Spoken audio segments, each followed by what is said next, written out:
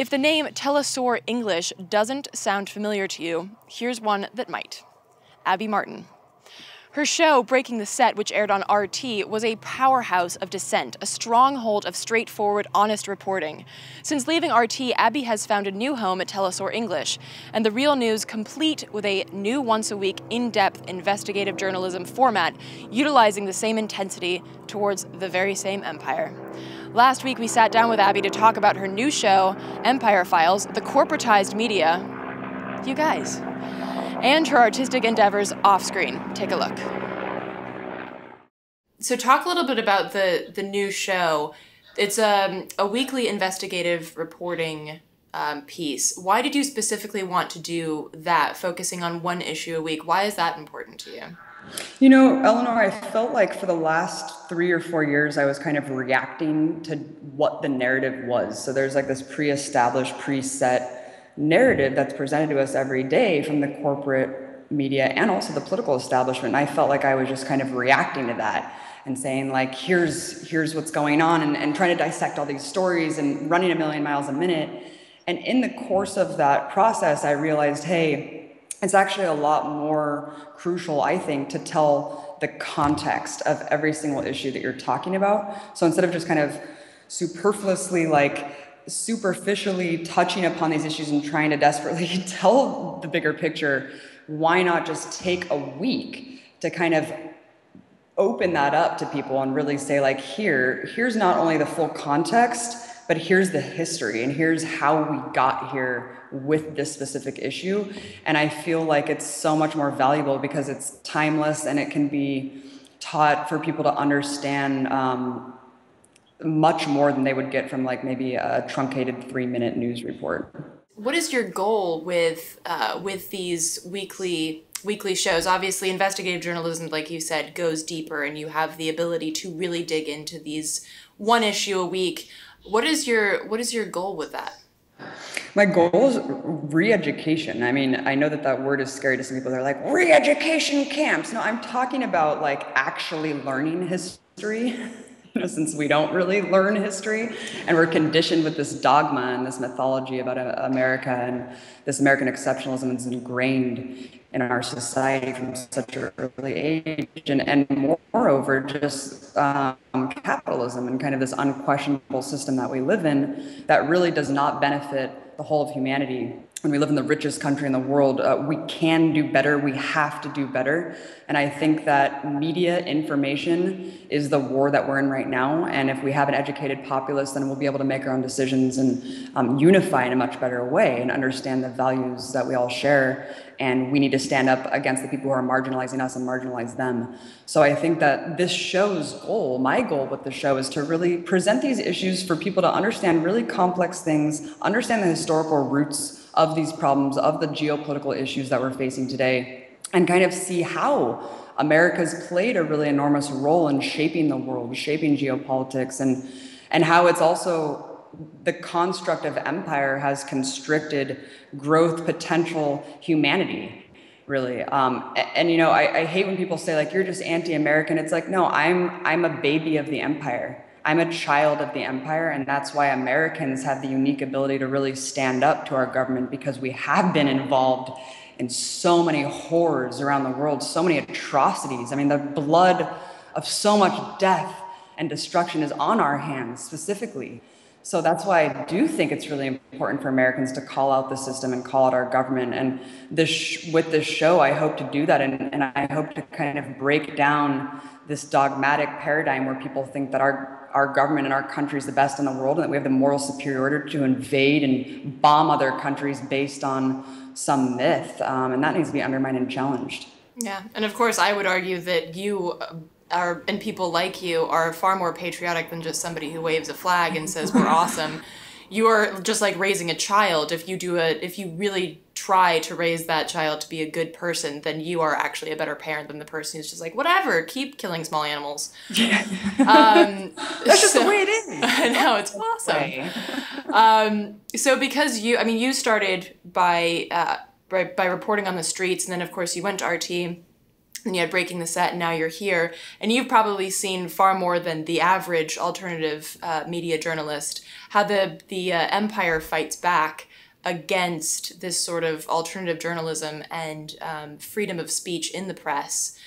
Talk a little bit about what you've seen most recently, and also do you see yourself coming up against that even more as you continue to dig deeper into these empire files that they don't want released? You know, Eleanor, I know as a friend of mine for a long time, you've seen it already come down on everyone who's a truth teller. I mean, the second that one of my statements got viral, I was immediately marginalized and dismissed as crazy, a lunatic. A couple statements I made in the past 10 years were pulled out and used to totally discredit me. So I have been through the ringer. I have seen the mainstream media vitriol turned against me, which is quite fascinating when you are the center of the machine that you're criticizing every day. So I will not stop. I will not back down. So let's just keep fighting and standing up for the truth because we know it's the truth. And let's keep giving activists a voice that no other corporate media channel will, because that's really who's going to be creating the reality that we're going to be living in. And we no longer have to let the victors write our own future. We're going to write it ourselves real time. Right, and as you say, activists are the answer, or activism in and of itself is the answer. And journalism is not your only form of activism. Shifting gears a little bit, you also are a visual artist.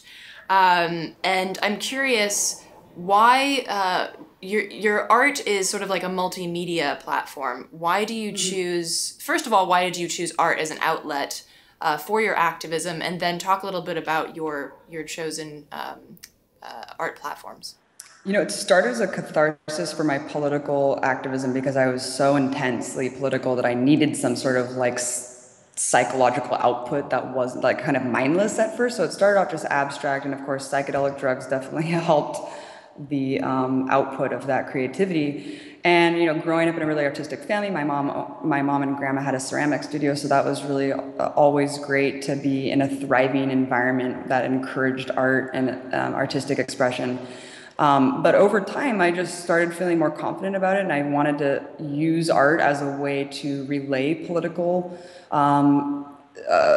ideas and also just put out there like cultural ties that we can kind of see that we're all the same. So now, you know, it started off doing abstract kind of psychedelic art, and then it went to a lot of political catharsis and using art as a means for political expression, because of course we know that it can bypass all cultural barriers and language barriers and have these visual elements really hone in on people all over the world that language wouldn't necessarily do. So that's really super important. And also just the interpretation can be so profound beyond even what the artist intends to. So that's really great. And now my art is geared more toward collage, where I'm trying to kind of collage different elements of world cultures and people to show our universal blood, sweat and tears, and how we're all the same, and kind of show humanity through the lens of different things. And I really encourage that everyone has artistic ability, and I think that the system and our society really suppresses that and constricts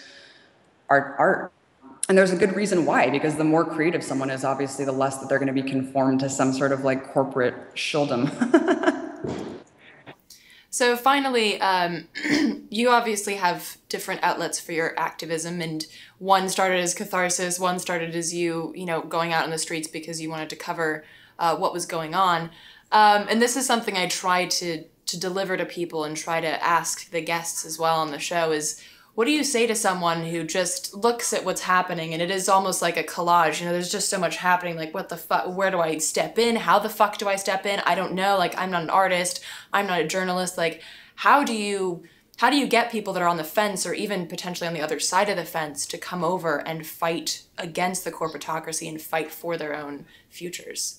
Yeah, and this is the biggest question of all, right? People are like, what do I do? I'm totally helpless. Like, most of the people will agree with you and they just don't know where they fit in. And that's part of the suppression of the system, to make us feel like we have no agency, that we have no power, not only with political activism, which is totally not true. Every single thing that's ever been won for the people has gone through great sacrifice and great mass movements of people organizing behind the scenes. You know, Rosa Parks, it didn't start with her. It was years of organizing doing all these things to get to that moment.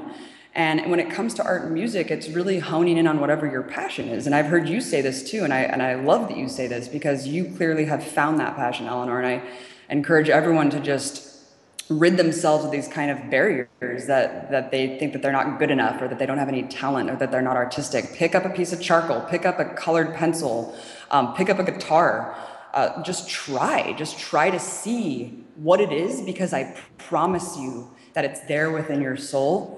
And it's just a matter of exploration and just giving yourself the time and space to really honing in on whatever that is in your soul that's telling you that you can contribute something beautiful to the world. And once you find what that is, then just do it. And beyond that, I just think that, look, we're at a time right now where the system's completely outdated. Our political establishment does not represent us whatsoever. We all know that. It's kind of a truth that's daunting and very intimidating, but the like minds that are around us are immense. Everyone understands that we're at a peak, that we're at a new era, and really it's a beautiful thing. We should be embracing this. We shouldn't be scared of change.